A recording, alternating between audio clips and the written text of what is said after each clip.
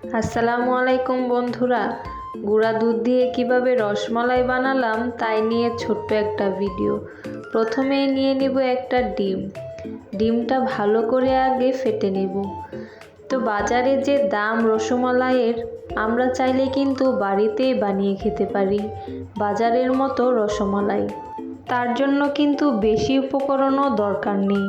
এখানে নিয়ে নিয়েছি আমি গুঁড়া দুধগুলো ভালো করে মিশিয়ে নিচ্ছি।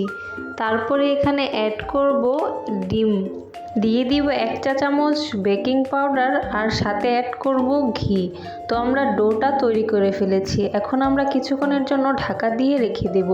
ডোটা দিয়ে আমরা ছোট করে গোল গোল করে একটা রোলের মতো বানিয়ে নেব। একদম ছোট করে বানাবো যাতে আমাদের রসগোল্লাগুলো ভালো করে ফুলে ওঠে আর সুন্দর দেখা যায়। আগে থেকে দুধ গরম করে রাখা দুধে আমরা রসমালাইগুলো দিয়ে দিব। দেখেন বন্ধুরা কি সুন্দর ফুলে উঠছে। একে একটা রসমালাই কত বড় বড় হয়ে গেছে। তো এই ছিল আজকে আমার রেসিপি। যদি ভালো লেগে থাকে অবশ্যই লাইক কমেন্ট করে সাথে থাকবেন। আপনারা চাইলে এরকম অল্প উপকরণ দিয়ে বানিয়ে নিতে পারেন আমার মতো রসমালাই। ভালো থাকবেন, সুস্থ থাকবেন, আল্লাহ হাফেজ।